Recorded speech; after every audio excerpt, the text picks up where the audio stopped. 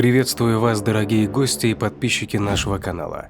Для всех любителей криминальных историй наш психологический проект «Про нас» предлагает вашему вниманию криминальные истории с участием нарциссов и психопатов, совершенные против членов своей семьи.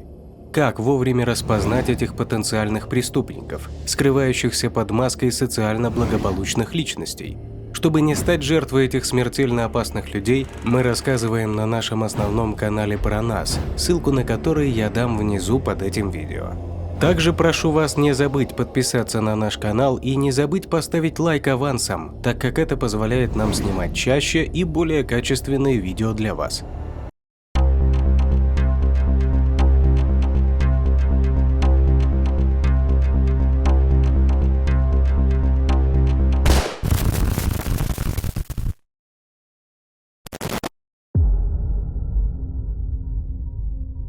Мишель Мартинко. Девушка, убитая в ТЦ. Дело об убийстве девушки стояло на месте целых 40 лет, и лишь ДНК помогло осудить убийцу в 2020 году. Это произошло 19 декабря 1979 года в городе Сидар-Рапидс, штат Айова. Город оживал от суеты и радостных новогодних готовностей. Воздух был пронизан холодом и свежестью. Луна едва проступала сквозь декабрьскую ночь, а с наступлением темноты ветер только усиливался. Праздничные покупатели крепко прижали свои пакеты, спеша по своим делам. Среди этой толпы находилась Мишель Мартинко. Мишель была очень красивой и пользовалась большой популярностью. Ее светлые волосы были аккуратно уложены в прическу, вдохновленную стилем Фары Фоссет. Друзья всегда отмечали ее преданность, доброту и дружелюбие, а также готовность помочь любому в нужде. Мишель была постоянным участником активной жизни в школе. В числе многих достижений Мишель можно было отметить ее успехи в школьном хоре. Уже со 2-го курса она стала частью музыкальной группы, что было большой похвальной отметкой, так как обычно в нее брали только старшеклассников. Мишель с легкостью управляла своим барабаном во время перерывов на футбольных матчах. Кроме того, она была активным участником женского хора Кеннеди, также входила в состав концертного хора и не раз блеснула на школьных театральных постановках. Ее планы на будущее включали изучение дизайна интерьеров в университете штата Айова после окончания школы. Вечером 19 декабря Мишель вместе со своей подругой Джейн Хансен посетила банкет хора, который проходил в отеле «Шератон» в центре города. Друзья наслаждались изысканной кухней, весело беседуя и смеясь. Мишель нарядилась на банкет в элегантное черное платье и туфли на высоких каблуках. По завершении банкета, примерно к 19:30, Мишель предложила Джейн пойти вместе в торговый центр Westdale Mall, расположенный на юго-западной стороне Сидар-Рапидс. Этот торговый центр, построенный всего 2 месяца назад, стал популярным местом для встреч местных жителей. Мишель намеревалась забрать пальто, которое ей купила мать в рассрочку. Джейн отказала ей, объяснив, что сегодня ей нужно вернуться домой, чтобы закончить домашнее задание. Таким образом, Мишель отправилась в торговый центр сама. Она не пугалась холодного воздуха в этот вечер. Ей было комфортно и тепло. Она вела желтовато-коричневый Бьюик 1972 года выпуска своих родителей, подпевая радио и двигаясь по темным улицам в направлении торгового центра Вестдейл. Около 8 часов вечера Мишель прибыла в торговый центр и встретила несколько своих друзей. Один из них был Энди Зайдл, молодой человек, с которым она встречалась 2 года в старшей школе. Недавно они расстались, что огорчило Энди, но они сохранили дружеские отношения. Также она увидела свою подругу из хора Трейси Прайс. У Мишель было $186 наличными, и Трейси посоветовала спрятать деньги, чтобы никто не видел, сколько у нее имеется с собой. Встретив своего друга Кертиса Томаса, который работал в магазине одежды торгового центра, они провели вместе 40-50 минут, пока Кертис не взял перерыв. Затем они направились в оранжевый Джулиус, чтобы перекусить. Мишель расстроилась, так как не могла определить, в каком магазине действует распродажа верхней одежды. В конечном итоге она решила отказаться от покупки пальто. Кертис сообщил Мишель, что ему пора вернуться к работе. Торговый центр закрывал свои двери в 10 часов вечера, и уже наступило позднее время. Кёртис заметил, как Мишель собрала свои пакеты, надела шубу и направилась к выходу. Прощаясь, он сказал ей: «Береги себя». Кёртис помнил ее улыбку, которую назвал прощальной улыбкой. Эта деталь все еще преследовала его на протяжении всех этих лет. На Мишель напали. Последним, кто разговаривал с Мишель, был Кёртис. Еще один одноклассник, стоявший возле торгового центра и куривший сигарету, заметил, как Мишель вышла из торгового центра возле магазина JCPenney. Держа в руках свои пакеты, она направилась к своей машине, припаркованной на стоянке. К сожалению, это стало последним разом, когда ее видели живой. Следователи утверждают, что Мишель подошла к своей машине, положила пакеты на заднее сиденье и уселась за руль. Машина завелась, и она стала ждать, пока оттает переднее стекло. В этот момент неизвестный человек вскрыл водительскую дверь и ворвался в машину, нанеся удар Мишель острым предметом.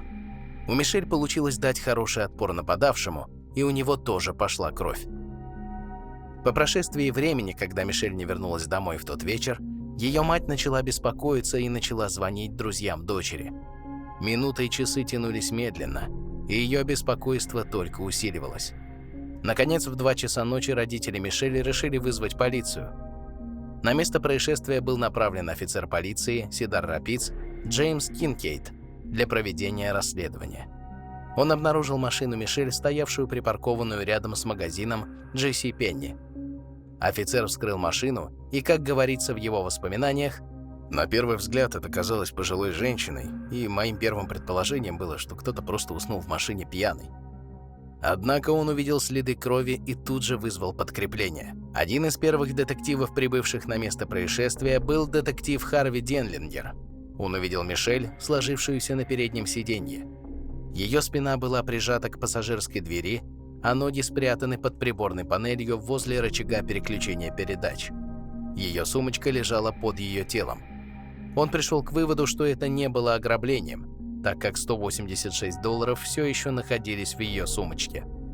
К тому же следы не указывали на сексуальное насилие. Салон автомобиля был покрыт брызгами крови, и мех от пальто Мишель был разбросан повсюду. Подозревалось, что убийца был в перчатках. Мишель получила 29 ножевых ранений. Судя по оборонительным ранам на ее руках и предплечьях, она боролась до последнего. Смертельное ранение было нанесено в левую часть груди, где оружие убийства проникло в ее сердце. Перед полицией стояла сложная задача – известить семью Мишель об этой ужасной новости. Семья была уверена, что убийцей мог быть Энди Сайдель, бывший парень Мишель, и они поделились своими подозрениями с полицией. Энди проявлял агрессию после разрыва отношений, и его поведение считалось подозрительным. Однако полиция допросила Энди, и у него было подтвержденное алиби. Он находился дома со своей матерью в момент убийства Мишель. Но алиби оказалось сомнительным, так как было известно, что родители могут скрывать информацию, чтобы защитить своих детей. Другой парень, встречавшийся с Мишель, Майк Уаррик, также был допрошен. У него также было алиби. Он находился за городом, учась в колледже. Полиция и местные СМИ были настроены решительно раскрыть этот случай. Эта история получила повышенное внимание. Но со временем интерес поутих, и улики иссякли. Каждый год, примерно 19 декабря, СМИ напоминали о ней, но, несмотря на это внимание, дело оставалось нераскрытым. В 1986 году дело было признано безрезультатным и приостановлено. В 2005 году расследование дела Мишель получило второе дыхание, когда детектив Дуг Ларрисон взял на себя роль главного следователя. Ларрисон был одноклассником Мишель, и для него это дело стало личным.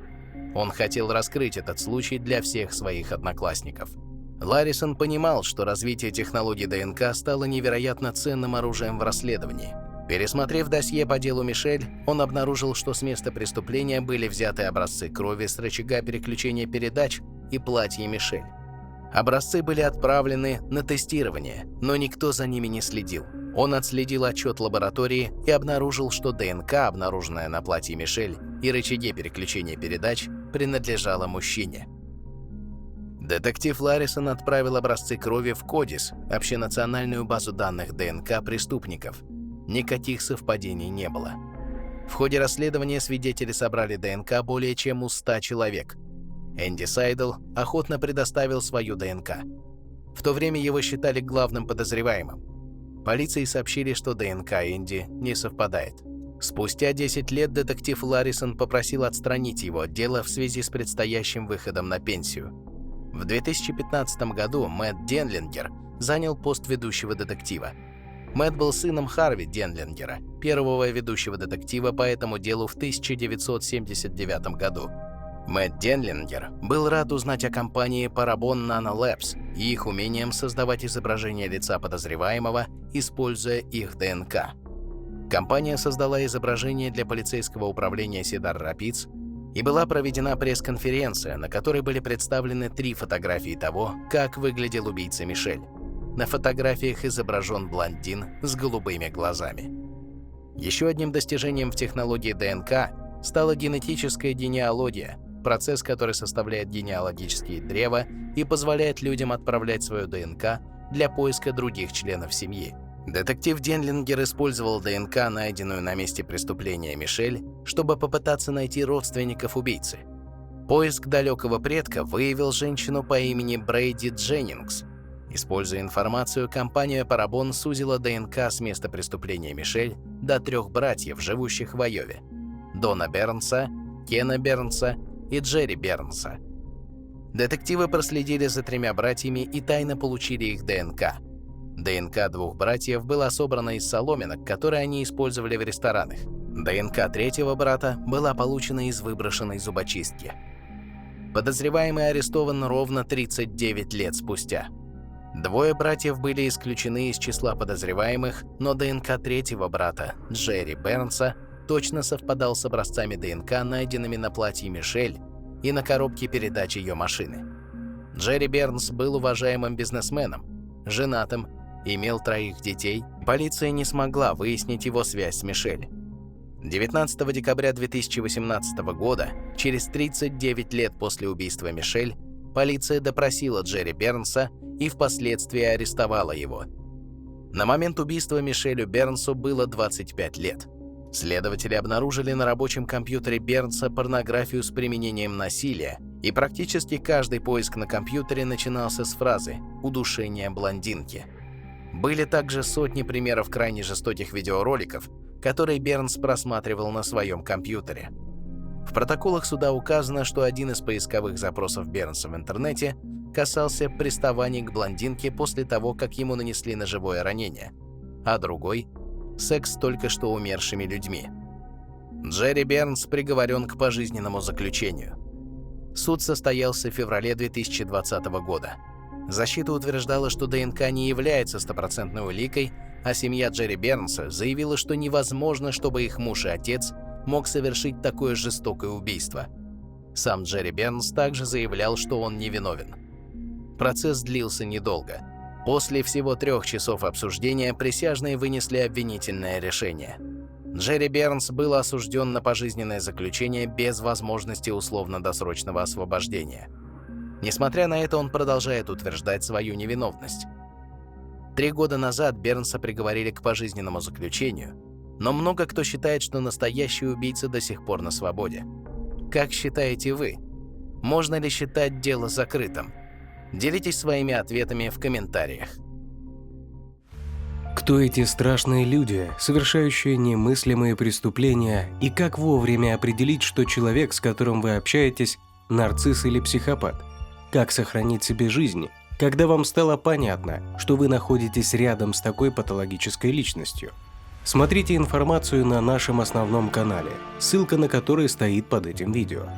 Прошу вас не забыть поставить лайк за нашу работу и подписаться на наш канал, чтобы не пропустить новые истории о чудовищных преступлениях, совершенных нарциссами и психопатами.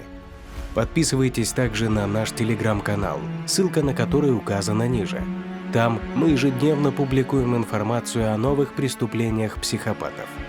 Если есть интерес к резонансным преступлениям известных людей и звезд шоу-бизнеса, подписывайтесь на наш 2-й канал, ссылка на который будет указана ниже.